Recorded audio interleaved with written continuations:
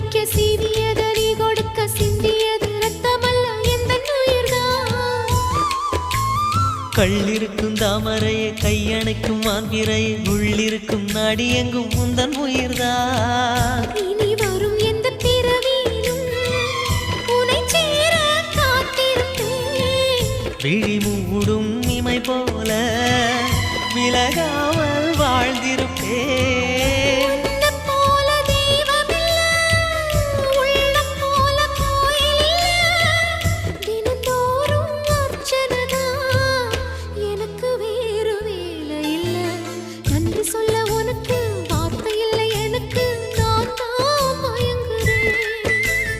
என்னுடைய மனச தந்துவிட்ட பிறகும் ஏம்மா கலங்குற?